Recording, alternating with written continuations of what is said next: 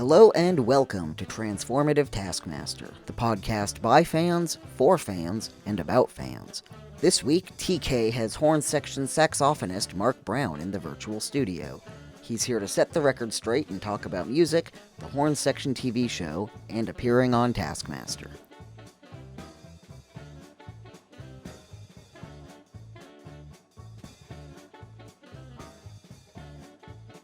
We'll just cut all of this out, I guess. But welcome, Mark Brown, to the Transformative.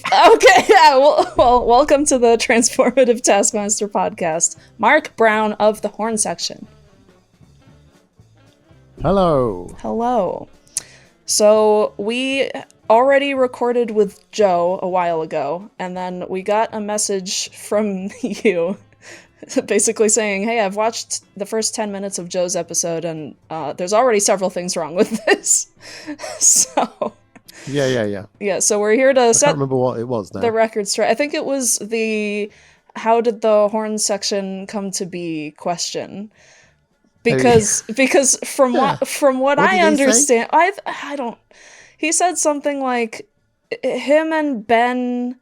and you had been gigging together, and him and Ben and Alex obviously had kind of grown up together, and so they always kind of had this... Yeah, so the way I remember it, Joe and I were living together then nearly, I think, and Ben was in our we'd just graduated college, and we were doing post-grad jazz studies, and all playing together in different little jazz bands. And then we all got a gig up at the Edinburgh Festival playing jazz in a big band. And we went up and played. And then Alex was doing stand-up, one of his first stand-up shows. And we all went to see that because they knew him, obviously. Mm-hmm. And and then that kind of went on for a couple of years, 3 or 4 years, where we were all there at the same time. Alex would come and see our gig. We would go and see him do stand-up, usually with Tim Key. And then we met Watson and all those other people at the same time. And there's a big... basically post all the shows in Edinburgh, there's this amazing hang for all the comedians and all the musicians, and it's really fun. Mm-hmm. And you stay up all night and you get drunk in Scotland, and it's brilliant. And then you all have to go and do your show with a massive hangover. Oh, no. And it becomes just a relentless thing. Mm-hmm. And but yeah, it's brilliant. It's the best time you can have, especially we're all in our early 20s. Yeah. So it was magic, and that's how we all met. And then after 10 years of that, we kept saying we should do something. Mm-hmm. So I got Alex a gig at Ronnie Scott's, because I run a residency at Ronnie Scott's, which is the leading jazz club in the UK in London. Mm-hmm. And Alex came down and did a 10-minute slot there, and he did beatbox. Beatbox? Through the amazing house PA mm-hmm. at Ronnie's. And just, playing in a music venue is so different from playing in a comedy venue. At that time for Alex was upstairs in a pub, or right. There's people going to the bar and there's noise, and Alex's humor doesn't cut through like a Larry comedian would. Do you know what I mean? He was still really good and doing his thing, but it was doing it in a listening crowd mm-hmm. with the detail of the perfect PA. He really loved that. Yeah. So that's when we really got going and made it happen. Mm-hmm. So then after that, he went away and he just booked the Edinburgh run. And then, so that must have been the end of 2009, I think. Mm-hmm. And then he booked an Edinburgh run for 2010. And then we did maybe 6 months of warm-up shows. Not many, but over those 6 months, we maybe did 1 or 2 a month to get stuff together. Mm-hmm. A lot of it was improvised.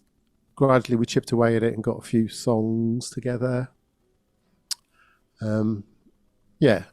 Oh, that's right. He said the ending song was Sidemen, which is not true. So the ending song was Friends Forever, which was a song where we found 2 randoms in the stage. Uh-huh. In the crowd, yeah. And made them out to be best friends, and we wrote that song as we went through the show. Yeah. So when Alex was doing a bit, someone would have 5 minutes to throw some rhymes together. Yeah. And we had a basic structure. And by the end of the show, we had that song written about these 2 people in the crowd. And it was kind of mm-hmm. a really good ending to the show. So we had a solid start to the show, a good end to the show. In the middle, it was varying success of improvisation stuff with comedians. But, right. Yeah. That sounds really fun. It was brilliant fun, and it was at midnight after all the comedians had done their solo shows, which are always stressful things for them, and then everyone would come, and it was an outlet of just a joyous thing where people had something new to do, and it was great.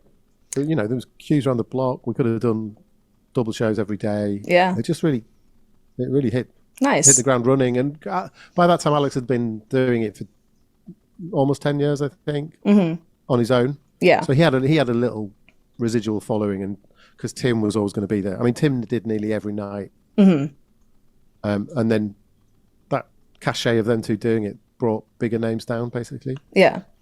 It was brilliant. What month does the Edinburgh Comedy Festival happen? August. Oh, okay. It's 3 weeks. I studied in Edinburgh for a semester in college, but it was in the spring semester, so January through May. So I would have missed it anyway. Yeah. But yeah, I mean, it's so good. I mean, Edinburgh obviously is beautiful.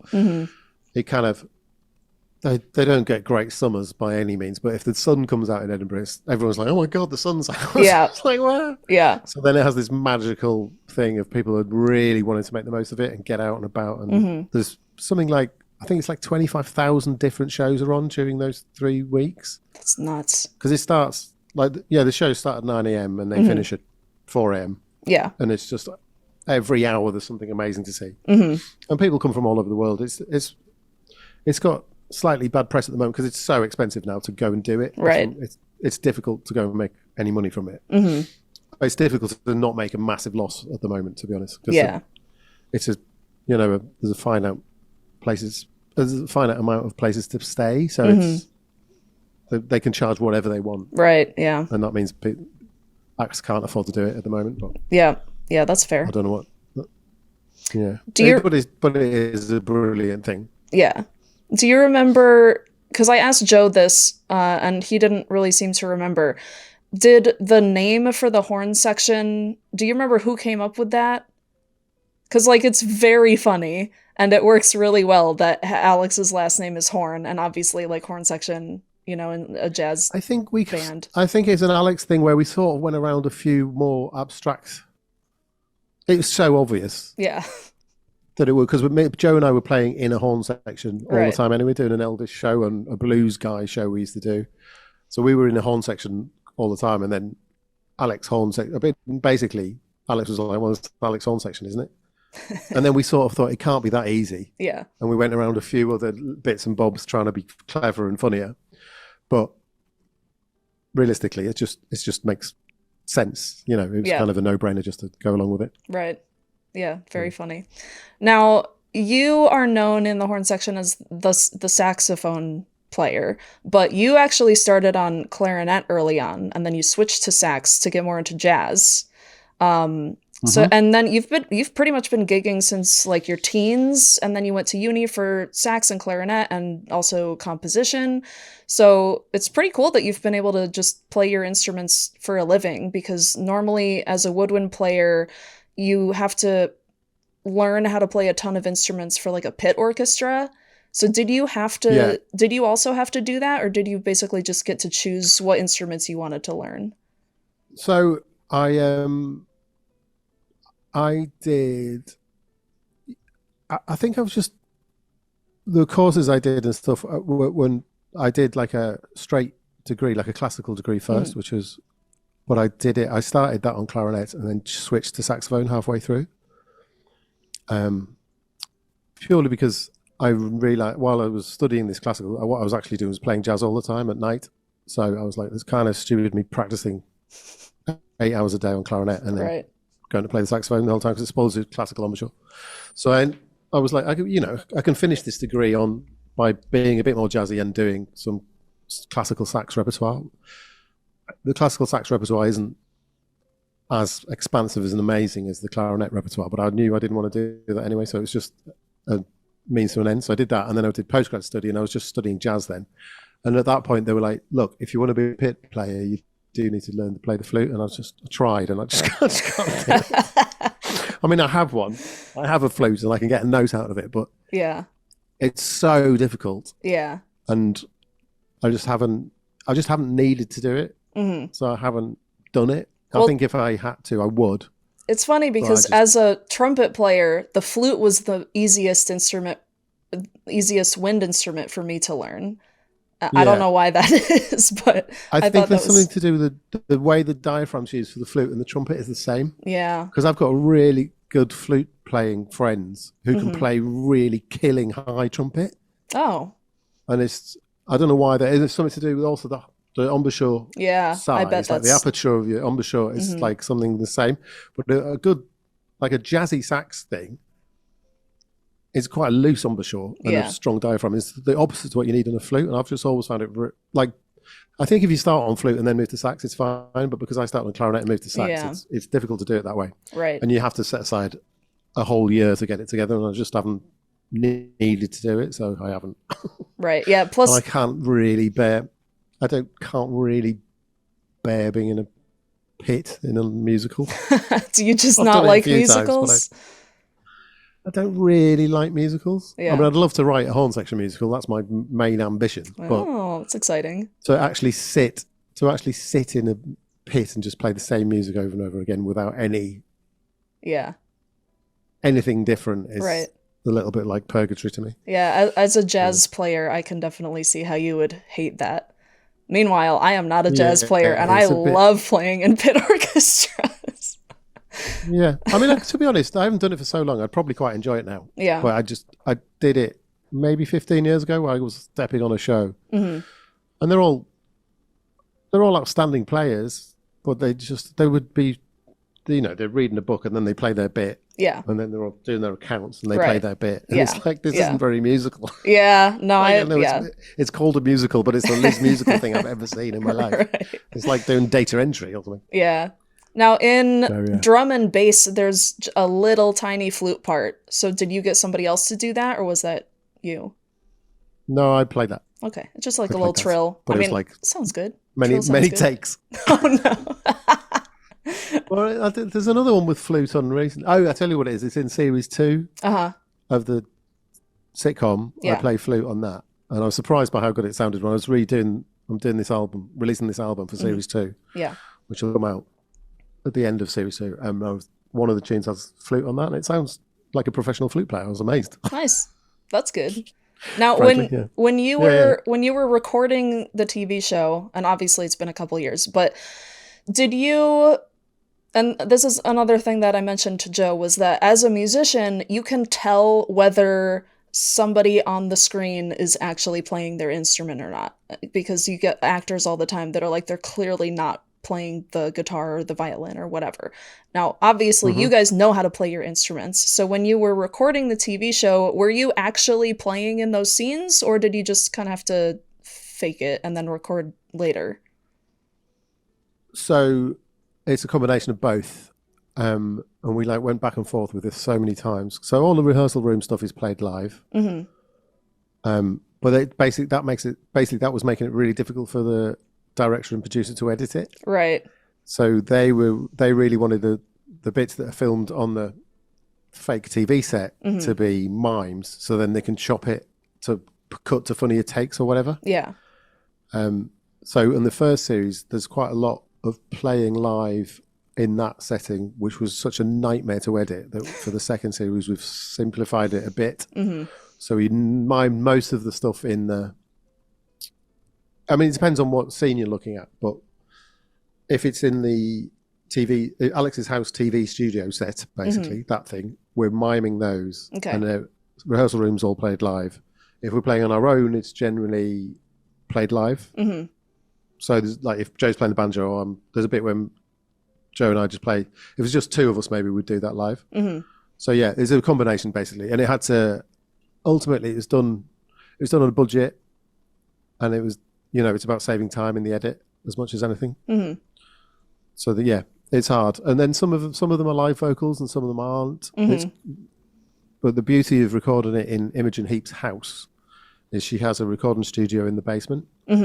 So when we weren't on set, we were able to record in a really a grinding studio time, which was that's why that place was so incredible. And then when the special guests came in, so Kyle and Stevie, who had to sing we could just take them downstairs and record their vocal on site, which is amazing. So then did you do those before the scene that they were in so that you could just, like, they could press play on the recording and largely, you could just kind of mime along with it? Yeah, but that often, it depended on their schedule.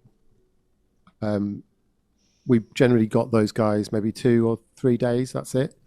So we would try and put in a half day to record that at the start of the day, and then they would go off and film, but also they were being pulled into makeup at the same time and costume and all that. It was crazy. Yeah. But you know, it would have been impossible to do it if we weren't at that site, because it was just, you know, you'd have to take them to an actual studio and book out a whole other day with them. Yeah. And that makes scheduling even more difficult. So, yeah, it was brilliant. So you know, there, like, Imogen's got this amazing studio which has loads of great gear. She's got her Grammys from Taylor Swift albums on the shelf and stuff. It's amazing. It's a really inspiring place. Yeah, that's cool. Yeah, that's really convenient that there was just a recording studio in the basement. Magical. Yeah, that's awesome. Yeah. So not just any, you know, not just a guy, not like a laptop. It's a proper brilliant studio with ways and desk and everything. Right. It's amazing. Yeah. So I mean, obviously, like, the proper actors, you know, you said were being pulled away for makeup and costumes and stuff. How much of that did you guys have to do? Because I know you had like a brief acting tutorial lesson or whatever, but other than that, like, you pretty much just got to wear your Horne Section outfits and I mean, there's hair and makeup every day, but we were only, you know, it was like 10 or 15 minutes. So because we were there most days, we just had to be there early and get it done. But then it's really fun being there anyway, and we wanted to be there to answer any questions. Alex was so busy because he's rewriting it. He's in most scenes. It was useful for the rest of the crew to have other people on hand that we could sort out. We could be recording music, for instance, or setting up other scenes or whatever at the same time. So we were there most days anyway, and our, you know, costumes and makeup was it happened within 20 minutes at the beginning of the day. That was it, really. Right. Well, there is a promo image, I think, for series 2 that has all of you in makeup and painted nails and big flowery like, so obviously that would have taken a little bit longer, but whose idea was that for that scene? So that's I think that came from Babs, the director, Barbara Wiltshire, because we sent them the songs, and that song is Shit Show, which is the closer of the first episode, I think. And she wanted to be over the top, and it's in Alex's fantasy mind that and we actually that is one of the only days we did away from Imogen's house. So that's in a theatre in Stratford. Oh, cool. And so that day was different because it was maybe it was just half a day. No, it was the whole day we did there. So they had to had to take everything down in caravans and stuff and Winnebagos and everything to do, like a proper mobile shoot. So it was a really fun day. Nice. And I got 2 of my dancer mates, to choreograph it. Nice. Zoe and Josie, I'll give a shout out to. Yeah, awesome. They're brilliant. Sweet. Yeah. That's fun. So on the TV show, what's it like being a fictionalized version of yourself? I mean, I'm so close to the fictionalized version. You're like, there's no difference. Far off. I can't really see the difference. It's like just me on a bad day. Right. So it's grumpy Mark. Yeah. Yeah. Yeah, basically. I'm like, yeah, fine, I can do that. I think the only ones that had to really go away, and Joe's kind of similar on screen, really. I think Ed has to be a little bit different on screen, and Ben's kind of so over enthusiastic on screen. He's maybe acting a bit more, but I felt it was very not much acting from me, really. Right. Well, that's convenient. It's kind of I was just indulging what I think. It's that thing of like, you can just, oh my God, if I could be like this all the time, it'd be amazing. Well, obviously, then you've actually got to be in real life and not be horrible to people the whole time. Man, What a bummer. Oh no, yeah, it's terrible. Oh, that's funny. I guess I shouldn't say bummer. That's an American thing, isn't it? Well, no, I mean, it's, Well, I think we say bummer. you know what I mean. Bummer. Bummer. So I know that there are.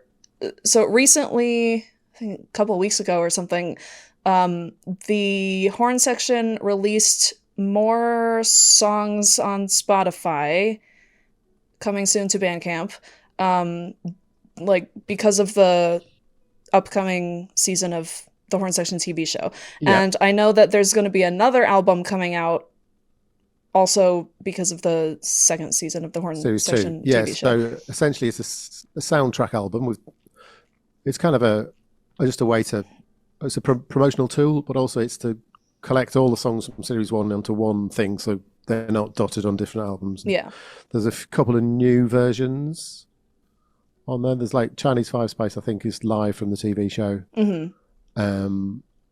You know, there's some slightly different versions. Or there's some where Alex is singing and he doesn't sing them on the originals. Or there's versions where Alex sings it in the TV, or it's actually Will or whoever sings it on the actual thing. Yeah. And I just don't think they've been. Also, I'll tell you what, in a more musical way, they all were mixed again. So it's like a remix of everything because they were mixed for TV and slightly better versions, I think, of some of them. And then Series 2 is just, yeah, so for instance, Little Seasons is on there, but it's Kyle singing that with Will. Nice. And then If I Were is on there, and that's me singing that with Stevie. Uh-huh. So they're all very slightly different versions of what people have heard before. That's cool. Yeah. And then yeah, we'll get them up on Bandcamp probably the end of next week. Okay. And That's Joe's job technically, but he went to America with Madness, as you can testify to. Okay, that was my next question was, is it you that is in charge of the Bandcamp? But that's good to know that Joe is the one Joe, in charge. I did well, not Joe know is that. the upload guy. Okay, because I was gonna ask. I don't know why. There's a lot of songs that aren't on Spotify or Bandcamp that are, I think most of them are probably from the podcast. Like Decisions is one of my favorites. Are those ever going to go up at some point? Yeah, they will. I mean, to be honest, we will get around. I'm a believer in putting everything that's good enough to get on the podcast should be good enough to be on Spotify. Yeah. But they sometimes need to be re-recorded and produced again because the podcast is done in such a way where people write it, demo it themselves, and everyone else hasn't had the chance to play in it yet. Mm-hmm. And a lot of it, and it just gets thrown out on the podcast because we need to get it out that week. So ideally, it's better to set a deadline, and we'll spend a few weeks getting it together and playing it properly. And there's loads of really good tunes on that last podcast series, but I think they deserve to be recorded properly. Yeah. Also, there's a few of them. There's quite a lot of ones where Alex has just written the lyrics, and then we have to make up music on the spot, and it's yeah. It's like we can't really release this as music, but it's a funny concept. And if you'd sent us this maybe 2 days ago, we could make it into something a bit more listenable. Yeah. So there's that as well. So like those ones, I'm going to go through when I've got some time after the TV series has gone out. Mm-hmm. I want to go through and find those ones that Alex has written where we've just had to busk chords and actually make them into proper songs. Because there's stuff in there, and it's pointless to waste it. Yeah, no, please do, because every time I'm like, oh, I really want to listen to Henry Hoover, and I just can't because it's not up anywhere, and I'll just be going around. Henry Hoover? Yeah. What? There must be a version of Henry Hoover. Nope. I've looked, and there's not. You'll definitely know better than me. Yeah, because I'm. There's a YouTube version, isn't there? I'm sure most of the songs are on YouTube because otherwise I wouldn't have been able to do my cover album. Because that's what I had to do for. That's weird that we haven't got Henry Hoover up there. Yeah. Because I'm just falling through the net. I'm just going around work, going da-da-da-da-da, and people are like, "What are you doing?" And I can't just say like I'm listening to a song. I think initially with that we were scared we were going to get sued by the Hoover company, like whatever they're called, Newman, I think they're called. but whoever, it's not Hoover because that's a different company. That's the problem. Oh, okay. Because everyone calls that little Henry a Hoover, but Hoover's a different manufacturer. Oh, okay. So we were in a tiz about, for ages, we were like worried about being sued. But then we went ahead and put it on the Series 1 as Henry Mancini. Yeah. And then that company loved it. So Yeah. now they've invited us to go around the factory. So we're meant to go, when we go to Yeovil in a couple of weeks, we're meant to be going down early so we can tour the factory. That's amazing. It's so ridiculous. So basically, what That's I'm the power of hearing, TV, what I'm basically. hearing is that you all need to film you guys going through the factory Absolutely. and then superimpose the Henry Hoover song over top of Or it. to put all the heads and put the heads on, because we've got loads of heads. Oh You my won't know gosh. this, but like one of our last Edinburgh shows where we did the whole month, we did a Henry medley where we all had a different Hoover, because there's Henry, James, Henrietta. They've all got different names, and we did a whole medley with all of us with the heads on, where we did like Henry Eyes. I can't remember now. There's loads anyway. It's really good. It must be on YouTube somewhere. Yeah. I mean, that's so funny to me because in the States, we don't have that at all. Like, we don't know what a Hoover is or anything. So you kind of have to. Yeah. Well, figure that- Hoover's a brand name for a completely different vacuum cleaner. Right. But if you're saying, like, oh, But I've got to Hoover's- Hoover the floors, like, that just means you've got to vacuum the But because floors. that Hoover brand was so famous at one point Right. that was the only one that anyone had. I think It's kind of like maybe in, Band-Aid the or 50s and 60s. Kleenex, Yeah. So Yeah. for Band-Aid for you, yeah, exactly that. So, and there's like a Hoover building on the outskirts of London, which is a really famous old factory, a beautiful Art Deco factory. So Hoover's a thing, but the Henrys have nothing to do with Hoover. That's what's so ridiculous. That company's called like Neumann or something, and it's like kind of, or Pneumatic is what it's called. It's a Pneumatic Henry. But everyone in the UK calls it Henry Hoover because that's just how it is. That's so funny. Because it's alliteration, yeah. Yeah. Well, I love the heads, especially because you can chuck your mouthpiece through the hole and play your Exactly. instrument. I mean, when we made that discovery, when we could play with them on, we were like, oh my God, this Game is something even changer. better. Yeah. Yeah. And then Alex was like, right, I've got to buy all these Hoovers. He was driving around the country and he had this tiny little van. This is like 10 years ago, probably. And then every old broken Henry or James, because they've all got different names. There's a green one is called a James and a Henrietta's pink, and it's all these. It's hilarious. It's like the M&Ms. And then he would just go and buy all these broken ones. Yeah. And then we had 12 of them. Oh my because we had gosh. spares and stuff. Right. And they were they're disgusting inside because obviously they've been used. Bet, yeah. They've been sucking up Yeah. dirt from your carpet. Right. Gross. It's like the marching band uniform nightmare. Yeah. And we had to walk around with them, like we'd have to walk to the front to play this medley, and we'd all have the Hoovers on, we'd all fall over. It was Right. classic. Yeah, because you can't see shit out of those. No, you can't say anything. That's amazing. Okay, well, that's good to know that I can just bug Joe to put stuff up on Bandcamp or whatever. Whenever. I think the thing, what I would say is that we did throw up a load of stuff onto Bandcamp and Spotify after lockdown, and it all sounds a bit crap, and as in the production isn't great. Mm-hmm. I think we've got so much better production since we've been doing the TV show. Yeah. That we're conscious of trying to make it sound as good as possible now, whereas at that point we were just happy to throw something any old crap up. Right. Now, do you have a list of songs that, I mean, I guess you don't, well, you don't, because you sounded surprised that Henry Hoover isn't up anywhere, but presumably... Yeah, we don't have any list anyway. Oh, well, I guess I'm going to be making a spreadsheet now. I think Joe Walker has a spreadsheet of stuff we've played live and anything he's mixed. Okay. So anything that's been in a podcast, he does have a list of. Okay. Yeah, maybe I'll chuck together a list of stuff there's that's not up yet. And then... Yeah, there's some that, have only been played once and then consigned to the bin. Right.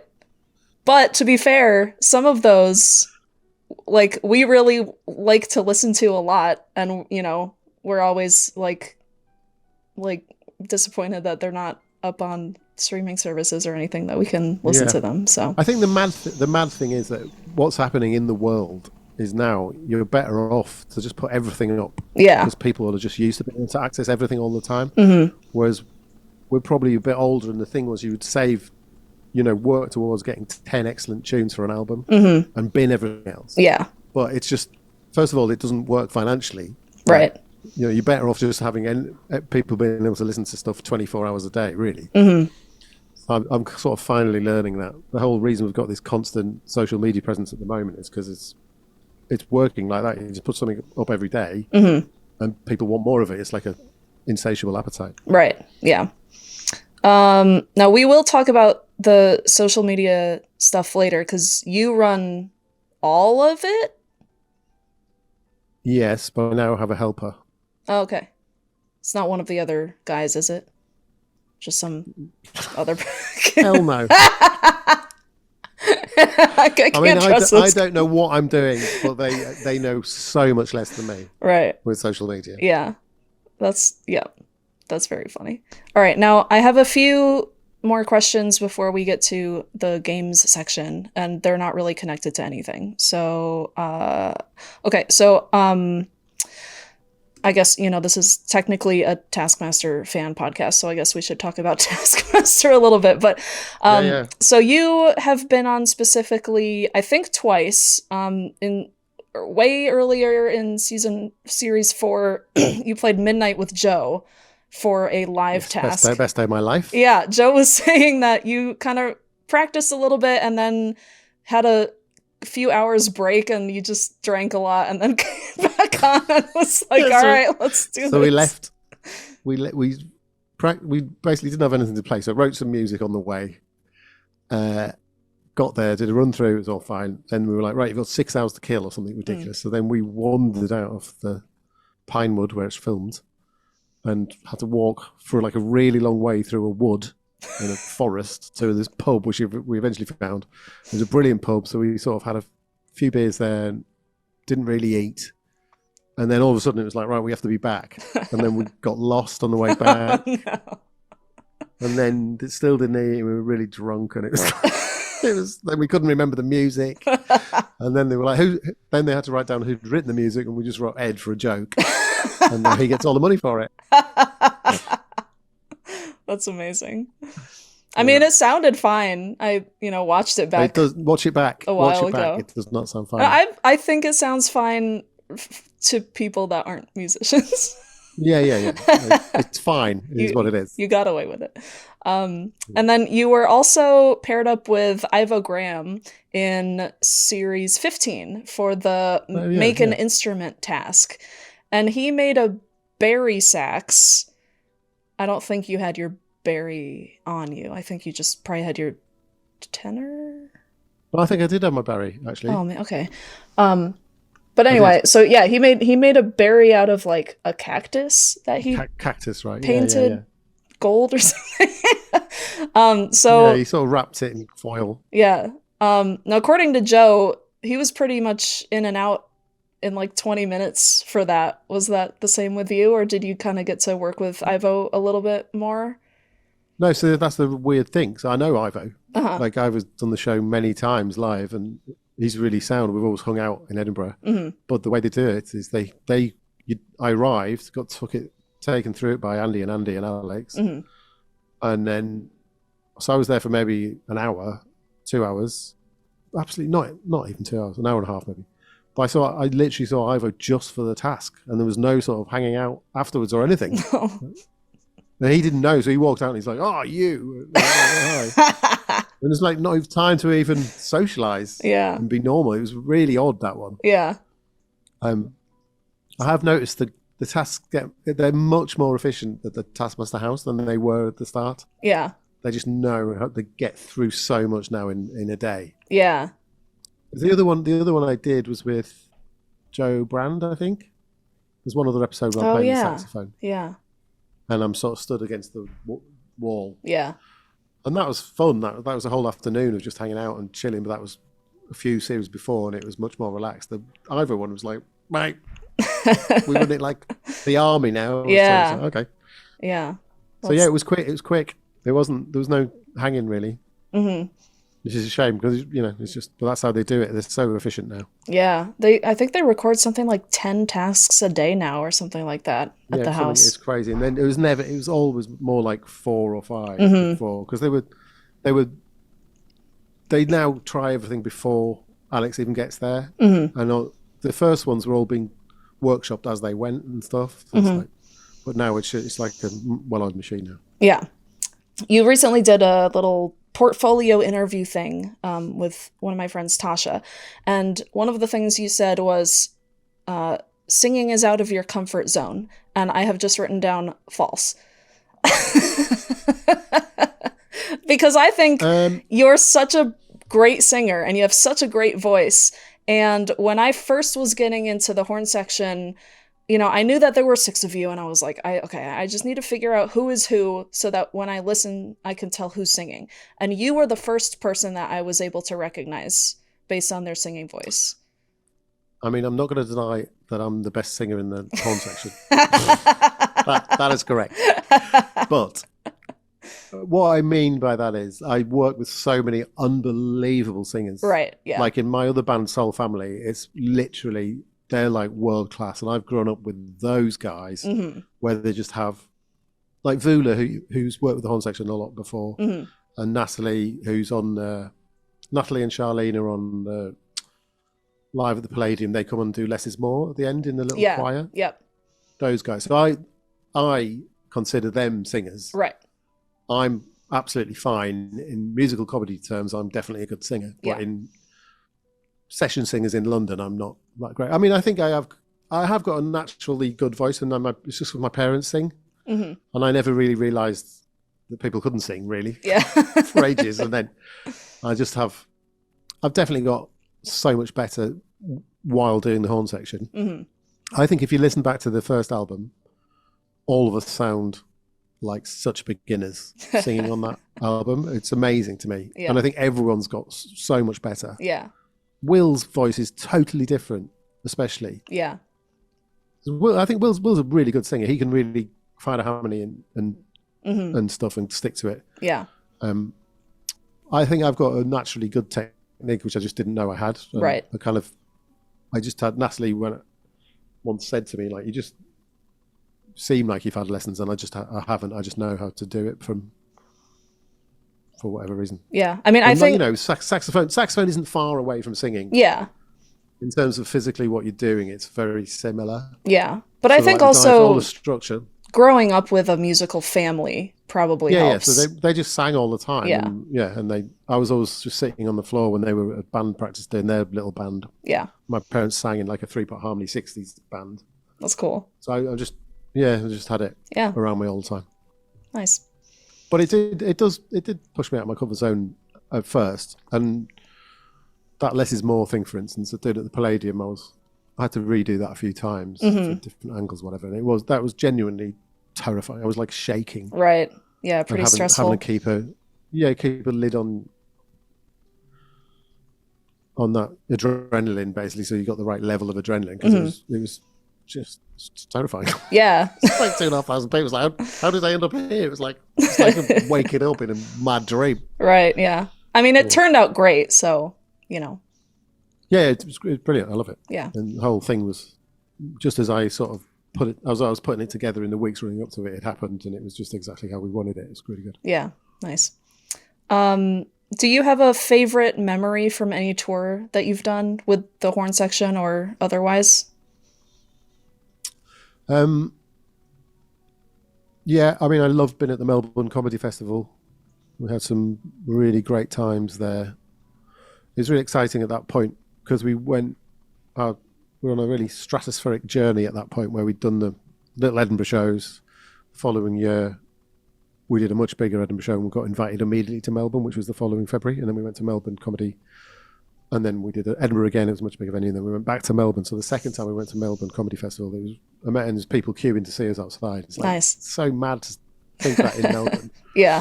On the other side of the world. Mm-hmm. It's great. So that I really loved. Yeah, Melbourne Comedy Festival was brilliant. It's quite often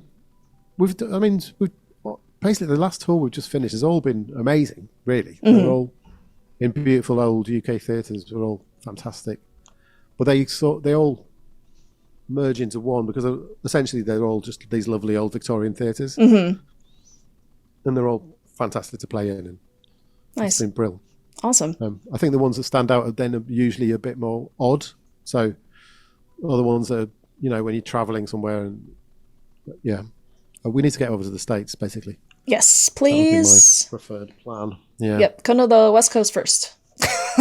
Okay, yeah. I think it'd be West Coast, East Coast, and then home. To be honest. Right? Yeah. Yep, that's fair. I did see the I think Montreal Comedy Festival is happening again because it hasn't happened for a few years. Yeah. And we were asked to do that about 4 years ago or 5 years ago, and then it went bankrupt. Oh. Which is classic Horne Section luck. Yeah. Because that would have been a way to get over there because they would have paid visas and then we could have worked it out, or they would have paid the part of the travel or whatever. And then, right. Yeah.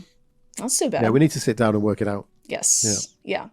Now this podcast, it's a Taskmaster fan podcast, but we also do a lot of stuff with like transformative works, like fan art and fanfics and just any kind of creative thing. Like obviously I have like my albums and stuff. So do you have like a favorite like fan work or a gift that a fan has given you?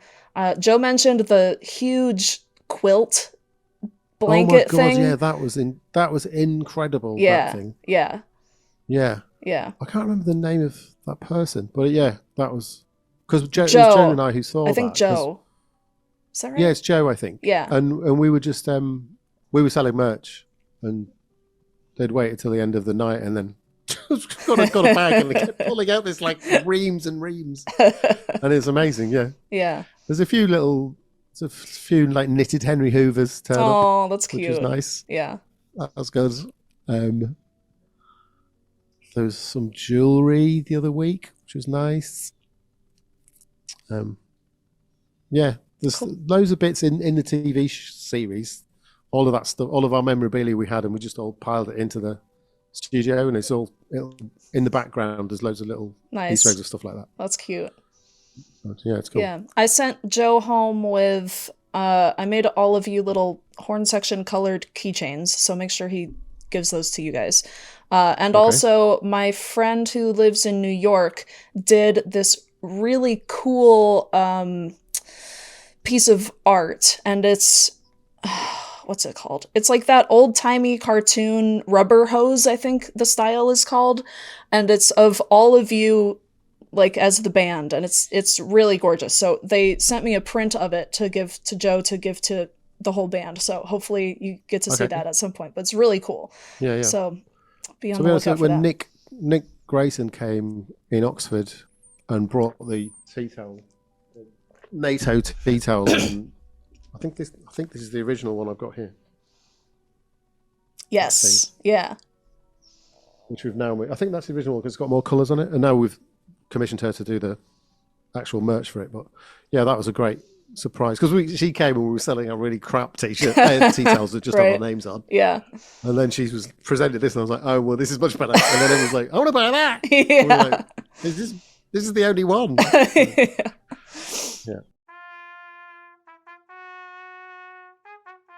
Yeah. Okay. We're gonna move on to our game section, and the game is quick-fire questions. So I'm gonna ask you a bunch of questions. You can only use one-word answers. Okay. Joe, I think, got one in and then immediately forgot that he was only allowed to use one word. It just kept going on. So. Yep, pans out. Yep. All right, so here we go. You're at a Horne Section rehearsal and the group needs to split off into pairs. Who are you taking as your partner? Joe. What's your favorite sound?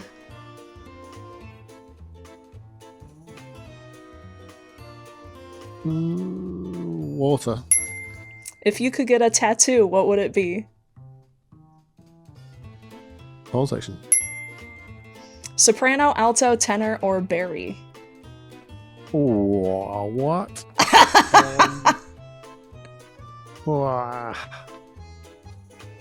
Alto, I think.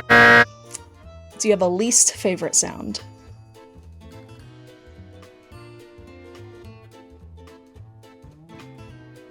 I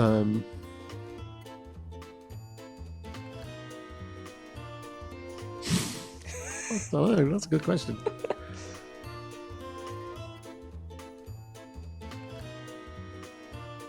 Like a rumble in the middle of the night. It's terrifying.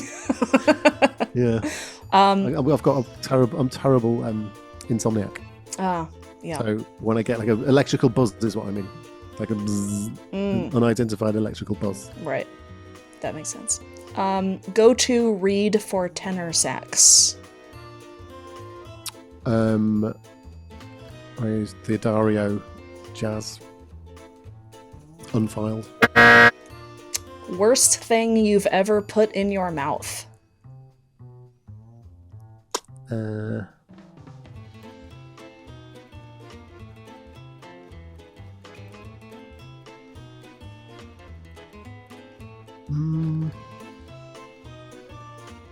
Poppers.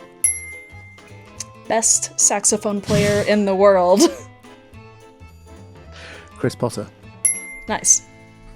Good job. You've done the games section.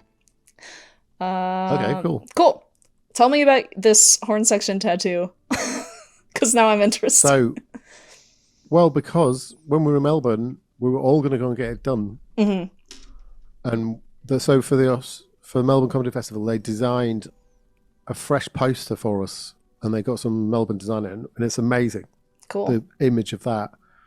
And they'd done posters all around Melbourne. We kept seeing it. And we were like, this is way better than what we had in the UK. And then we all decided to get that done. And we were basically booked in to get tattoos, as far as I remember it. And then Ben bottled out because his then wife didn't want him to do it or something. I can't remember the details, but then we didn't do it. And I kind of wish we had. Oh, that's too bad. Yeah. Yeah, because it was going to be, just Horne Section. It's just really cool swirly design. It shows up in things occasionally, that design. It's on the TV show. There's a poster in the background of it, and it's okay. Wicked. I'll have to keep an eye out for it. And we've tried to find it. We tried to find the designer, and no one can remember who it was. It was sort of a different promoter, so we haven't been able to chase that person back. It's really annoying because it was so great. Okay, so continuing. Did Joe tell you about his tattoo? Yes, plan? yes, the 3 ducks. The 3 ducks. Yes, and then he said, I love that so much. 3 ducks or 3 dicks. Yeah, that was funny. Yeah, because I don't remember if he said who made the joke that you should just get 3 dicks and make the joke that you asked for 3 ducks. And I was like, well, maybe you should get 3 dicks but with wings. Like, fine. Yeah, I think that was also said at the same time. I remember it being discussed at length. It was a classic post-show drunk conversation. Yeah, excellent. Okay, so continuing the conversation. Obviously, we know that the Horne Section has so many songs, and Joe has said that he probably writes the most songs. Would you say that that's correct? Yep, probably. And then I assume you maybe write the second most amount of songs? Or maybe... No, I'd say I write... Will? No, I say Will would be next. Mm-hmm. Joe and Will are really good at creating stuff. Mm-hmm. I find myself doing admin in the main. Right. And tax returns and practical stuff like that, and fielding emails from people. Uh-huh. Joe's really good at keeping himself inspired and writing new stuff. Yeah. I've got like a notes thing in my phone of ideas to do. Mm-hmm. The other thing is I much prefer writing with someone else. So I love it if someone sends me a lyric and I write music. Yeah. And whereas Joe likes working on his own, but some of my favourite ones are when we've all been together and written together. Like Chris Hoy is one of my favourites. That is my all-time favorite. That's a Joe concept, which we then all fleshed out because we were on a writing retreat. Mm-hmm. And I think that it shows in that song that it got better than it was originally, and it became a much better song. Also, to be fair, Teas Made and Less Is More is same music. We wrote Teas Made all together, and then Ben and I sort of did new lyrics for that. Mm-hmm. Yeah. Do you remember I need like a deadline. Yeah. Do you remember? I find it hard to write. If we haven't got anything to write for, I find it hard to get down and do it because there's always other stuff to be doing, especially in the Horne section. Right. Did you write Time versus Persons, or was that Joe? Yes. You wrote it? That was me. Nice. That's one of my favorites. Yeah, that's one I did all together on my own. Nice. Yeah, I like that one. We tried to do it live, it just didn't. It's hard to get it to work. Mm-hmm. Do you have a favorite song that you've written for the Horne section? I think Less Is More is the best song. Also, I like musically. I like Manifesto, which is an Alex lyric, but I wrote the music for. Friends Forever, which is from the first show and the first album. I wrote the music for that one. I really like that music. Nice. Yeah. I think what I'm most proud of with all of it is that I think the music is really strong in lots of the songs. Yeah. It's not just throwaway comedy songs. Mm-hmm. It's quite often, like in reviews, you'll get a lot of things like they're almost as good as the Flight of the Conchords at music. Like, we're way better than Flight of the Conchords at music. They might be funnier, and they've written funnier songs, but if it's just judged on the music, what we're doing is really good. Yeah. There's one of my favourite ones is Sensible Guy, which Ed wrote, which sounds like Steely Dan. Yeah. It's like there's no need for it to be that good musically, but it is. Yeah. That's what I like about it, because it's interesting musically, as you know. There's a place for just quick fire man with a guitar doing jokes. Right. That's a musical comedy, but that's not what we do. Yeah. And I just think sometimes it's missed, I think, slightly, especially by journalists, basically. Mm-hmm. They would like. Yeah. They just listen to either comedy. I play in a community band with my partner, and I got sick, and so I had to miss the dress rehearsal, which stressed me out. But so I dropped my partner off because he was playing Barry, and I'm like, I'm not gonna let you walk up the hill with your Barry. Like, that sounds awful. So I dropped him off with his Barry, like went back home, went back to pick him back up after the rehearsal, and I was playing Fiddly Christmas in my car because it was December, and one of the trombone players were walking out, and he kind of looked at me weird. He was like, what? Because I didn't have my windows down, but I think he was trying to figure out what I was playing, because I guess it was loud enough to be coming through the car. So he like told me to roll my window down, and so I rolled my window down, and he was listening, and he's like, what the fuck are you listening to? And I was like, I can't explain this right now because, one, I don't have a voice, not right now. But two, it's just like, how do I even explain what the Horne section is? Yeah, where do you start? But yeah, I definitely agree that there's like the musical quality of the songs are just very, very good, no matter what. Yeah. Like Being With You, it's just so over the top good. And then you listen to the lyrics and you're like, oh, okay. Yeah, this is stupid. Yeah. So, very good. Now, between obviously, we're all just actually in a frustrated band, really. This just happens to hang some comedy on it, really. Yeah. And also, the beautiful thing is we can play in any style like this. Yeah. It's harder being in a band because you're limited to your indie rock or whatever you've chosen to do, whereas we can just play anything. It's great. Yeah. It's really impressive, especially on the podcast, because whenever Alex is like, okay, give me a jingle for whatever, and you guys just come up with something on the spot, and it's like, yeah, no, that actually sounds really good. It's definitely impressive, which is really funny. But between the TV show, podcasts, live shows, touring with other bands, all of the stuff that you do, what is your favorite and your least favorite thing between all of those things? Horne Section live, I'd say, is the most fun. I love making the TV show because I like having a project and putting it all together and trying to get through to the end of the project. It's nice to have a sign off on it, whereas the live thing is a little bit throwaway. And then live's just really fun. Basically, if you haven't done it for a while, live's brilliant. And then I'm missing making the TV show at the moment because that was so all-encompassing and time-consuming. But we haven't done it for so long. It feels I'd love to be able to do another series because it was really fun. And then, I mean, least favorite. It's never that bad. I don't particularly enjoy doing weddings, but when I do wedding gigs, I do it with such an amazing band. And Soul Family, which is the band I was talking about before. And it's all there. That's with other college. Well, we all went to college together 20 years ago when I was still playing in that band. What I really hate is when I have to do weddings with a different band, with any old band or pick-up band, and it's just not fun at all. They take it really seriously, and I don't understand because it's just you're playing a fucking wedding. It doesn't matter. Yeah, you're supposed to have fun. Listening, really. Yeah, yeah, for sure. So, I mean, I'm very lucky to be able to do this for a living. It's great. Yeah, you know. Yeah, definitely. I kind of don't have any negative thing to say about it. Really, I love it. Now, so you mentioned earlier that you get to play in a lot of different genres because all of you can just kind of whip that out, which is really cool and impressive. And obviously you've played with, big names like Robbie Williams but also in other genres with artists like Bonobo and Disclosure. So is there any genre of music that you'd consider your favorite, or maybe a genre that you'd like to get into playing that you haven't had a chance to yet?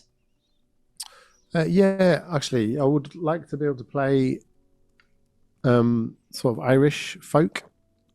Like, I'd love to be able to be in Ireland and get my guitar out and play all those reels and stuff. Because I love that form of socialising and stuff. And I love being in Ireland. My wife's Irish.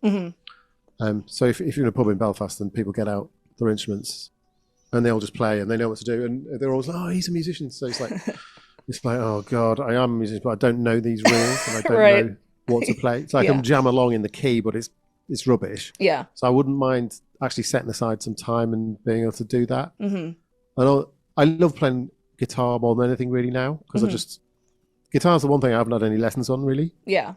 And I think that's why I like it. Yeah. Because I'm completely self-taught on guitar. Right. And it's more sociable thing because you can sing and play, and you can someone else can sing while you're playing it and stuff. And yeah, I think I'd like to knuckle down and do some actual practice on Irish folk music. Yeah. I love a reel. I used to, before COVID, I used to do a lot of I don't know if it's called something different in the UK, but a lot of like square dancing and contra dancing. I think over there it's like Kayleys, maybe. I think I went to like one Kaylee. Kayleys, yeah. But yeah, and we had like a musician's session on how to play along with some of the reels, and so they had like sheet music and stuff. Yeah. And I brought my trumpet, and I was like, this is way too hard for me to play this. Yeah. But also you don't really hear a lot of wind instruments. Yeah. No, that's the thing. But I have one mate actually who's a sax player, Graham Blevins. He's an amazing saxophone player, and he met a load of traditional Irish musicians in Martin Offa's band, who then taught him while they were on tour. They taught him the reels, and he's learned them on his soprano, and now he goes to play with them. It's brilliant. Yeah. So I'd just spend a week. It would only take me a week, I think, and go away on a course, like an intense course, where you're doing it 8 or 10 hours a day, and just do it. Because that's how Joe got his banjo playing together, which is bluegrass stuff. Right. But he just went away and did the courses and just practice. And once you've been to one course, you can just then go home and practice. Yeah. And it's just about learning the reels. But yeah, I do need a little bit of guidance in it, I think. Yeah. So I've got a really good other mate of mine, Irish violinist Nikki. Nice. She's a classical violinist in London, but because she grew up in Ireland, she can take her violin out in a pub in London, in an Irish pub, and play along, and it's like so cool to be able to do that. Yeah. I just want to be able to do that. Yes. Yeah, it's a lot of fun. Okay, so moving on to running the social medias. So according to you, you're the only one that is able to do this because everybody else is kind of clueless. So how how do you find running the socials? Do you ever get overwhelmed with all the different like platforms and everything that you have to post Yeah, so on? I don't understand TikTok at all. Yeah. So basically, we've now got a new person, Bernie, who's running a lot of it at the moment, and she's brilliant, and she's taken off. Basically, I don't mind doing it every day. If I was just doing it on Instagram, I'll just have to post one thing, that would be fine. Mm-hmm.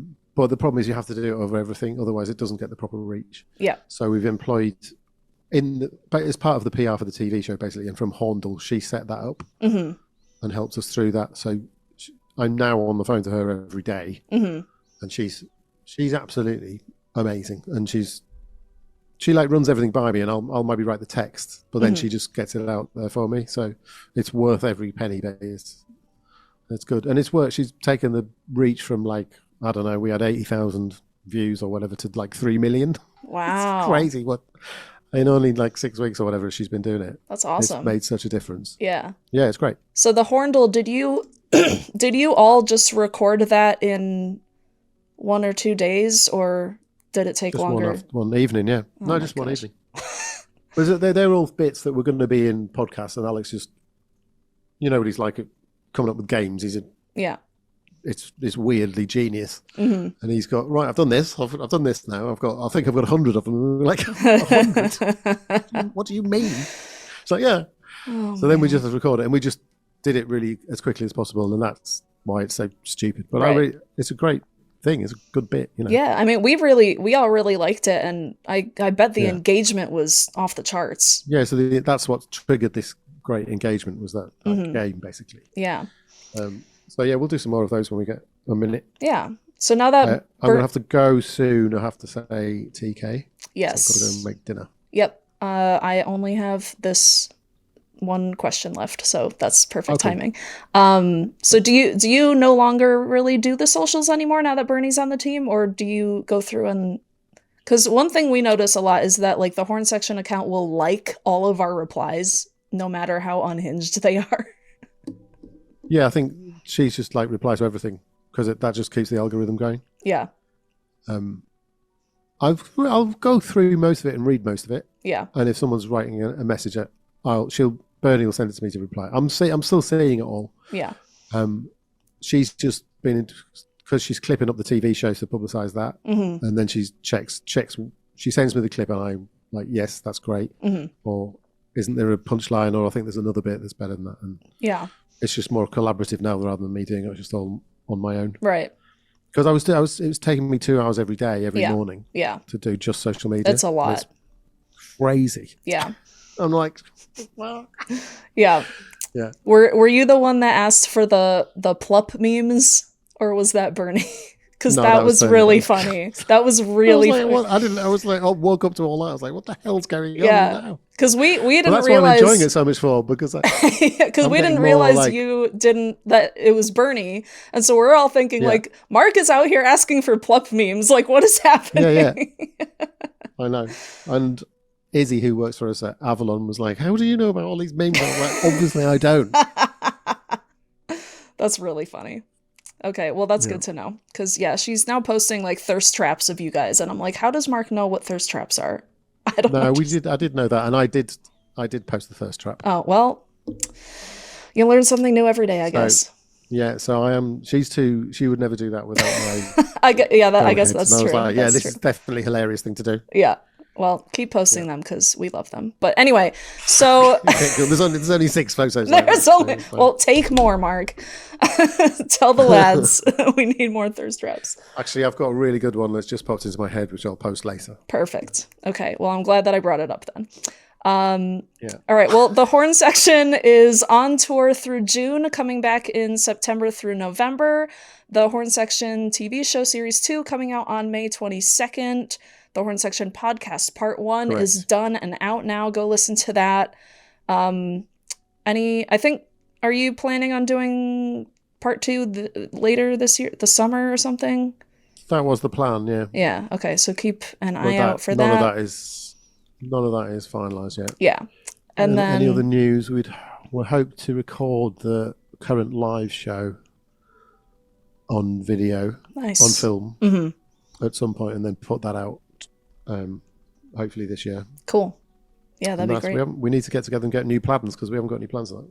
Yeah. We need to work out how to come to the States. Yes. and do a And are gig or you? a festival. Or I whatever. know that you tour with like other bands. So are you touring with anyone that's coming to the States anytime soon? No, I'm not actually. I'm doing a Matt Goss tour, who's the guy from Bros, and I'm doing a bit of Madness, but that's just in Ireland. Mm-hmm. And they've just been to the States, obviously. Yeah.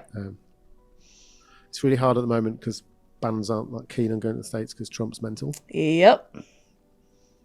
How do you think So I it's feel? like- well, yeah, quite. But you know what I mean? If No, yeah, two of the I bands do know. come to the border and they have to go home, that Right. ruins the whole tour. So Yeah. it's so risky at the moment. Yeah. If you just said Trump's a prick on your social media or whatever, it's like what is happening here? Yep. So all the musicians I know that would be touring the States have been told this might not happen. Right. So yeah, great, yay! Man, I hate it here.